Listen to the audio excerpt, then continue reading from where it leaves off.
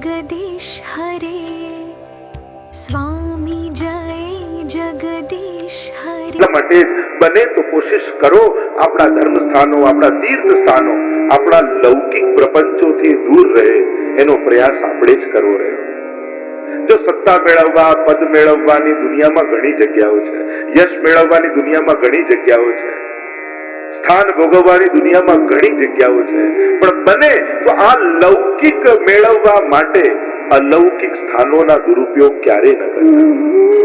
કમથી કમ ભગવત ધામોને છોડી દેવા, ભગવત સ્થાનોને છોડી દેવા. ત્યાં લૌકિક પ્રતિષ્ઠા મેળવનારા લોકો જ્યારે આવે છે ને, પ્રયત્ન કરવા લાગે છે ને, ત્યારે ધર્મની હાનિ થાય છે. વ્યક્તિઓને નુકસાન નથી થતું, નુકસાન પહોંચે છે ધર્મને.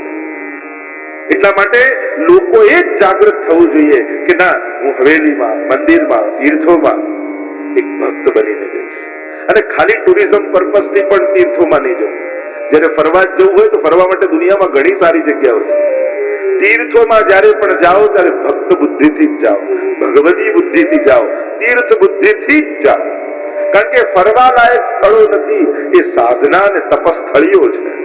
ત્યાં તપ કરવાની ઈચ્છા હોય, સાધના કરવાની ઈચ્છા હોય, ભગવત પ્રાપ્તિની ઈચ્છા હોય, પાપમાંથી મુક્ત થવાની ઈચ્છા હોય, ત્યારે જ તીર્થોમાં જાઓ. બાકી ફરવાની તો કેટલી સુંદર જગ્યાઓ છે, ત્યાં જ જાઓ ને તીર્થોમાં ફરવા જવાની કોઈ આવશ્યકતા નથી. અને ત્યાં જો ફરવાની બુદ્ધિથી ગયા તો દોષ સિવાય બીજું કઈ નહીં દેખાય. અને ઘણી વાર તકલીફ શું થાય છે, માણસોની અવ્યવસ્થાને કારણે લોકો ભગવાન જોડે વેર બાંધીને આવી જાય. શ્રીનાથજીમાં જો થોડી દર્શનની વ્યવસ્થા ન મળે ને ભીડ મળે, હવે તો નાથ દ્વારા જવું જ નહીં. પણ શ્રીનાથજી શું બગાડ્યું છે? ભીડ એ માણસની અવ્યવસ્થા છે. બ્રજમાં લોકો જાય ત્યાં કઈ કેવું લાગે ને કે અહીંયા તો બધું આમ ગંદુ છે ને લોકો એમ હેરાન કરે, હવે તો જતીપુરા જવું જ પડશે. ગિરિરાજજી શું બગાડ્યું છે? આ માણસની અવ્યવસ્થા છે. જો આ કોરોનામાં બધા ઘરે રહ્યા તો બધું કેવું ચોખ્ખું થઈ ગયું. સાબિત શું થયું? આ માણસ ઘરેથી નીકળે છે, દુનિયાને બગાડે છે. સાબિત તો એ જ થયું ને. માણસ તો પક્ષીઓ હોય ને, ચારો લેવા બહાર જાય અને પાછા ઘરે આવી જાય. માણસ ખાલી ચારો લેવા જ ઘરમાં આવે, પછી આખો દિવસ બહાર જ રહે. જયારે માણસ ઘરેથી ન નીકળ્યા, કુદરતે પોતાની જાતને કેવી સ્વચ્છ કરી લીધી. કહેવાનું મારો અર્થ કે માણસોની અવ્યવસ્થાને કારણે તીર્થો જોડે ને ભગવાન જોડે વેર ન બાંધતા, એમના માટે હીન ભાવ ક્યારે ન લાવતા. એમાં ગિરિરાજજીનો કોઈ વાંક નથી, એમાં યમુનાજીનો કોઈ વાંક નથી, એમાં શ્રીનાથજીનો કોઈ વાંક નથી, એમાં બેઠકજીનો કોઈ વાંક નથી. જે વાંક છે એ વ્યવસ્થાનો વાંક છે, અને એ વ્યવસ્થાઓ માણસોએ સંભાળેલી છે. એટલા માટે એ વ્યવસ્થા સુધરે એનો પ્રયાસ કરજો. પણ ગિરિરાજજી, યમુનાજી, શ્રીનાથજી, મહાપ્રભુજી એમની નિંદા ન કરતા ક્યારે પણ. કારણ કે એમાં એમનો કોઈ રોલ નથી આ બગાડવા. તમારી શ્રદ્ધા ઘટી ન જાય એ સાવધાની સાથે તીર્થોમાં જે જવું. બાળકોને પણ, યુવાનોને પણ પહેલી વાર લઈ જતા હો, સારી જગ્યાએ રોકાવો, એમને સારી રીતે લઈ જાઓ. એમને કડવા અનુભવ ન થાય એની સાવધાની લઈને મા બાપે લઈ જવા. કારણ એમને થયેલા વ્યક્તિઓના કડવા અનુભવ, એનાથી નામ બગડે છે ભગવાન, એના ધામનું, એના તીર્થોનું. એટલા માટે બહુ વિવેક રાખવાની જરૂર છે આજના સમયમાં. કારણ કે તમને ચારે બાજુ શ્રદ્ધા વધે એવું કઈ નહીં મળે, શ્રદ્ધા ઘટે એવા દ્રશ્યો દેખાશે. અને એવી સ્થિતિ છે, આપણે જાણીએ છીએ. અને એમાં ક્યાંક આપણે બધા જ, કારણ કે માનનારા જેટલા લોકો તીર્થોને જેટલું બગાડે છે એટલું નહીં માનનારા લોકો નથી બગાડતા. યમુનાજીમાં કંકુ નાખીએ, હલ્દી નાખીએ, ચંદન ના બધું પધરાવે, મહેંદી પધરાવે, અને કાગળિયું પણ જય જમને મૈયા. ક્યાંક આપણે જ લોકો કારણ હોઈએ. એટલા માટે સાવધાન થવાની બહુ જરૂર છે. આપણા હવેલીઓ, બેઠકજીઓ, તીર્થો, એમાં કમથી કમ હું એને બગાડવા માટે નિમિત્ત નહીં બનું એવો સંકલ્પ દરેકે લેવા જેવો છે. જ્યાં સુધી હું મારી રીતે પ્રયાસ કરીશ કે મારા થકી એ તીર્થોમાં કઈ કેવું ન થાય. આ ભગવત ધામ. હવે તમારા ઘરમાં કોઈ આવે ને આખું ઘર બગાડી જાય તો તમને એના માટે શું થાય? શું વિચાર આવે? આ પાછો ના આવે તો સારું. આમ જ થાય. એમ ઘણી વાર શ્રીનાથજીને ગણા માટે થાય, મહાપ્રભુજીને ગણા માટે થાય, યમુનાજીને ગણા માટે થાય કે આ પાછો ના આવે તો સારું. તીર્થોમાં જ્યારે પણ જાઓ, તીર્થ બુદ્ધિથી જાઓ કે હું ભગવત પ્રાપ્તિ કરવા માટે, મારા પાપમાંથી મુક્ત થવા માટે સાધના કરવા માટે આવ્યો છું. બાકી ત્યાં જઈને તમે જે પુસ્તકોમાં વાંચ્યું છે એવા દ્રશ્યો તમને જોવા મળે જરૂરી નથી. ગ્રંથોમાં જે લખ્યું છે એવા તમને વ્રજ કે તીર્થ સ્થાનો જોવા મળે જરૂરી નથી. જ્યારે આંખથી ઉત્તમ ન દેખાતું હોય ત્યારે ગ્રંથોનો આધાર લઈને ભાવનાઓ કરવી. આ ગ્રંથોમાં વર્ણન શેના માટે છે કે આપણે એનો વાંચન કરી અને એની ભાવનાઓ કરીશું, અને ભાવનાઓ કરી એના આધિદૈવિક સ્વરૂપનો વિચાર કરી અહોભાવ રાખી એની મહાત્મ્ય બુદ્ધિ રાખી કે આ સ્થાન એ છે જ્યાં ઠાકોરજી લીલા કરે છે, જ્યાં પ્રભુએ આ લીલાઓ ને આ અવતારો અહીંયા થયા છે, એટલે મારા માટે આ વંદનીય ભૂમિ છે. હમણાં એની શું દશા છે, કાં તમે એનો પ્રયાસ કરો વ્યવસ્થિત કરવાનો, અને જો તમે અસમર્થ છો તો નિંદામાં ન પડે, ભાવ કરો, 2 માળા વધારે કરો કે ઠાકોરજીનું સ્થાન સારું થાય. જેના માટે જવાબદારી છે ઉત્તમ રીતે નિભાવે. કહેવાનો મારો અર્થ જે હું મૂળ વાત કહી રહ્યો હતો, લૌકિક પ્રતિષ્ઠા પ્રસિદ્ધિ પદ આ મેળવવાની દુનિયામાં ઘણી જગ્યાઓ છે. ધર્મ સ્થાનોનો દુરુપયોગ એના માટે ક્યારેય ન કરતા, નહીં તો તમે ધર્મની હાનિ કરશો, ધર્મને નુકસાન પહોંચાડશો. અને ઘણી વાર મેં એવું જોયું છે, ઘણી વાર લોકો લૌકિક પ્રતિષ્ઠા મેળવવા માટે એ સંસ્થાઓના વિકાસ થવા દેતા નથી, અને એને કારણે ઘણા ધર્મસ્થાનો પોતાની એવી જ અવસ્થામાં ટકી ગયા અને રહી ગયા છે. જો આ હવેલીઓ ધર્મસ્થાનો છે એ આપણા ચહેરા જોવાના અરીસાઓ છે. ચહેરો કાળો થશે ને તો ધોઈને જોશો તો ચોખ્ખો દેખાશે, પણ અરીસાઓ કાળા કરી નાખશો ને તો જ્યારે જોશો ત્યારે ચહેરા કાળા જ દેખાશે. અને એટલા માટે આ અરીસાઓ કાળા ન થાય એના માટેની જાગૃતિ આપણે બધાએ રાખવાની છે. અને સ્વયં શિસ્ત દ્વારા બીજાને શીખવાડી દઉં, બીજાને ભણાવી દઉં, બીજાને ઉપદેશ આપી દઉં એ પછીની વાત છે. આપણે તો આપણાને સુધારીએ એ પણ એક પ્રયાસ, એક શરૂઆત છે. जब लड़ाई दूसरों से हो, अपनों से हो, तब हारना जरूरी है, और जब लड़ाई खुद से हो तब जीतना जरूरी है. हरिवंशराय बच्चन ની કવિતા છે કે जब लड़ाई अपनों से हो, પોતાનાથી हो, तब हारना जरूरी है. પોતાનાથી હારી જાઓ. એ હારમાં પણ તમારી જીત છુપાયેલી છે, કારણ કે તમે સ્વજનોને ખુશ કર્યા છે. और जब लड़ाई खुद से हो तब जीतना जरूरी है. પોતાનાથી જ્યારે લડવાના હોય ત્યારે હરાય નહીં. અર્જુનની લડાઈ ક્યાં? કૌરવ સાથે તો પછી છે.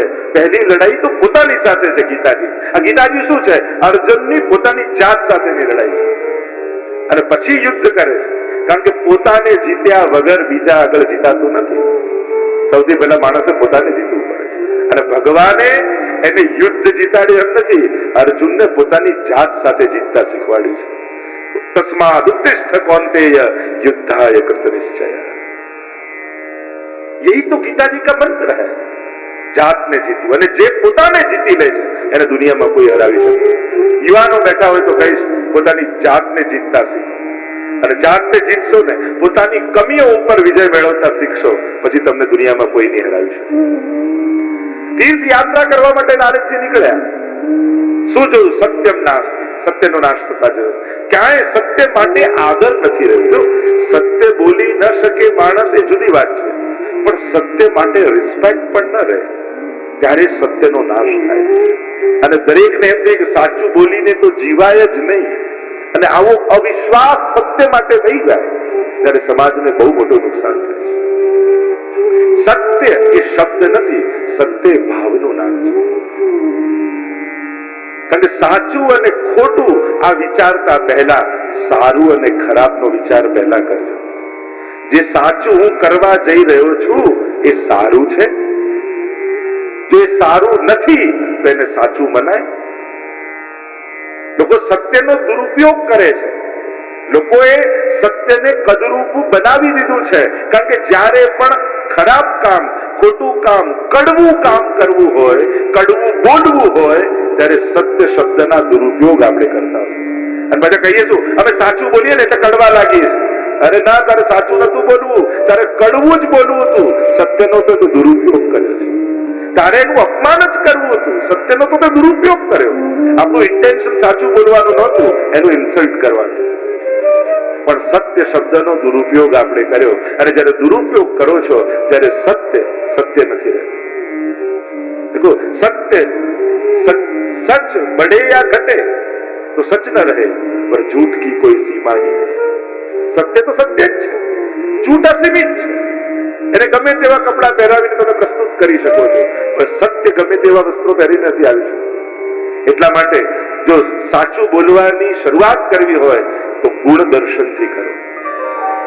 તમે એમ કહો આપણે તો સીધે સીધું મોઢા પર કહી દઈએ, પણ મોઢા પર નિંદા કહી દો છો. ક્યારે એના ગુણ જોઈને વખાણ કર્યા કે ખરેખર તારામાં આ બહુ સારી વસ્તુ છે? જો સાચું બોલવાની આદત જ તમને હોય તો ગુણ દર્શન પણ કરાવી શકો છો. પણ એ તો ક્યારે મોઢા પર કહેતા નથી કે તું સારો છું, એવું ક્યારેય ન કહ્યું. અને જીવનમાં તકલીફ એ જ છે, ખોટા પાત્રો મળે ને તો તરત માણસને સમજાઈ જાય, પણ સારા પાત્રો મળે ને તો જિંદગીભર એનું રિસ્પેક્ટ નથી કરી શકતા. અરે તમારા ઘરમાં તમને કોઈ એક એવું જીવન પાત્ર મળ્યું કે જેને તમારા ઘરમાં સંસ્કાર, ધર્મ, પારિવારિક ભાવનાઓ, પોતાના સુખનો ભોગ આપી પોતે જાતે ઘસાઈ અને તમારા ઘરમાં આ ધર્મનું વાતાવરણ બનાવી રાખ્યું. એ પત્નીને તમે ક્યારે કહ્યું કે તારે કારણે મારા ઘરમાં ધર્મ ટક્યો છે? ક્યારે એને રિસ્પેક્ટ આપી? ભૂલો તો કાઢીએ છે, ભૂલો બતાવીએ છે, પણ જે વ્યક્તિને કારણે તમે ભાગતા ભાગતા જતા હતા ઓફિસે, આજે બહુ ઉતાવળ છે, આજે કામ છે, આજે તો પહોંચી જવું છે, એટલામાં પાછળથી અવાજ આવે કે સાંભળો આજે એકાદશી છે, ઠાકોરજીને દંડવત કરીને તો જાઓ. અને આવો અવાજ જો પાછળ સંભળાય ને તો પોતાની જાતને નસીબવાળા માનવા કે તમારા ઘરમાં કોઈ એક એવું પાત્ર છે કે આવી લૌકિક વ્યસ્તતાની વચ્ચે પણ તમને ભગવાન સાથે જોડી રાખે છે, જેને કારણે તમારા ઘરમાં આપણી સંસ્કૃતિ, આપણા સંસ્કાર, આપણા તહેવાર, આપણા પરિવાર, આપણા અધ્યાત્મ, આ બધું આ એક વ્યક્તિને કારણે તમારા ઘરમાં ત્યાં નિવાસ કરીને રહ્યું. શું એનો આભાર ક્યારે નહીં માનો? એ પણ એક ઉપકાર જ છે. ખાલી કમાવીને લાવી એનો અર્થ એ નથી થતો કે તમારો જ ઉપકાર પરિવાર પર છે. તમે તો એક પાસું સાચવ્યું છે અને તમારા ઘરનું બીજું પાસું તમારા આખા ઘરના દરેક પાસાઓને સાચવીને રાખે છે. અને એટલા માટે હૃદયથી એનો આભાર માનવો જોઈએ કે ના, તમારે કારણે, તારે કારણે આજે મારા જીવનમાં ભગવાન રહેલા છે, ધર્મ રહેલો છે, સંસ્કાર રહેલા છે. તો આ મોટી વાત છે. માણસ ખરાબ વ્યક્તિ મળે તો તુરંત ઓળખે ને એનાથી દૂર થવાની કોશિશ કરે, પણ ઘણા સારા વ્યક્તિઓ આપણા જીવનના અભિન્ન અંગ બની એનું જીવન ઘસી નાખે છે, છતાં એને ક્યારે આપણે આદર નથી આપી શકતા. આ કરુણતા નથી દુનિયાની, આ સમાજની, આ પરિવારની. સમાનતાના યુગમાં પણ આપણે એવા વ્યક્તિ કે જે આપણી માટે પોતાના કેટલા કેટલા સુખોના ભોગ આપીને રહે છે એને પણ આદર નથી આપી શકતા. વિચાર કરવો. પરસ્પર સન્માન નહીં હોય તો પરસ્પર પ્રેમ બી ક્યાં? ને પરિવારમાં પ્રેમની વાત કરીએ ત્યારે એવું થોડી કહીએ છે કે કોઈ પતિ આવે એટલે પત્ની એમ જ કે આવો નાથ, તમારા માટે ભોજન તૈયાર છે, વિરાજમાન થાઓ. હવે કોઈ મહાભારતની લેંગ્વેજ બોલવાની જરૂર થોડી છે. ઘરે તો એમ જ કે ભાઈ જમી લો ને પાછું ગરમ નહીં કરવો. ઘરે તો આમ જ કહેવાય, એવું તો છે નહીં. અને આવું કદાચ કોઈ કહે ને પત્ની, તો પતિ તો એવું વધારે ડરી જાય, આજે કઈક મોટું થવાનું છે. જો આવા શબ્દો વાપરે તો વધારે બીક બેસી જાય. તો પ્રેમનો અર્થ આ થોડી થાય. પ્રેમ અને લાગણીનો અર્થ નાના ઝઘડા પણ હોય, મતભેદ પણ હોય, ક્લેશ પણ હોય, સ્નેહ પણ હોય, આનંદ પણ હોય, ઉત્સવ પણ હોય, આ બધું ભેગું બનીને એક સંબંધ બને છે. સંબંધનો અર્થ કેવલ કોઈ આવા અઘરા સાહિત્યિક શબ્દો બોલીને રિસ્પેક્ટ આપવું નથી થતો. અને તેરો મને ખીજાય, બહાર મારું આટલું માન છે તમે નથી રાખતા. અરે અમે તને ઓળખીએ છીએ એટલા માટે. પેલા કલાક મળે છે, અમારે 24 કલાક રહેવાનું છે. મૂળ વાત એ છે, સંબંધોમાં બધું સમાયેલું છે. સંબંધોનો અર્થ આમ જ નથી થતો. ઘરમાં તો ત્યાં કોઈ દંભની જરૂર નથી. એટલે માણસ જેવો છે એવો પોતાના દિલના ભાવોને કહી દે છે. તો ઘણા કે બહાર તો આવું સારું મીઠું બોલો, ઘરે આવીને જ આવું આકડા થઈ જાવ છે. પણ ઘરે એને કોઈ દંભ કરવાની જરૂર નથી. બહાર તો એને નાટક કરવા પડે છે, એટલે જ તો થાકીને ઘરે આવે છે. ત્યાં નાટક કરે છે એટલે જ થાકે છે. અને ત્યાં એને સારા બનવાની એક્ટિંગ કરવી પડે છે. અને નાટક માણસને ક્યારે આરામ ના આપી શકે. જેટલું માણસના જીવનમાં દંભ વધારે હશે ને એટલો એ વધારે થાકેલો હશે. કારણ કે જે નથી એવા બનવાનો આખો દિવસ પ્રયાસ કરે છે. એ જ એને થાક આપે છે માણસ. અને ઘરે આવીને હાસ કેમ થાય છે? એ હાસ એટલા માટે થાય છે કે હવે નાટક પૂરું અને હવે અસલિયતમાં. જેમ કોઈ રાજાનું નાટક કરતો હોય, રાજાનો વેશ પહેર્યો હોય અને પોતે સ્ટેજ પર એક્ટિંગ કરતો હોય, જ્યારે રોલ પૂરો થઈ જાય અને પોતાનો મુગટ ઉતારીને બેસે ને સાધારણ પ્લાસ્ટિકની ખુરશીમાં, ત્યારે તક હાસ પત્યું. અરે રાજા બનવામાં વધારે ખુશી હતી કે મુગટ ઉતારવામાં? પણ એ નાટક હતું. એમ બહાર જઈને ગમે તેટલા નાટક કરો, હાસ તો ઘરે આવીને જ થવાની છે. જયારે આ બધા જ મુગટો ઉતારો છો ને ત્યારે જ રિલેક્સ થવાય છે. અહીંયા જયારે નારદજી ચારે તરફ જુએ છે, સત્યમ નાસ્તિ તપ, તપ જતું રહે.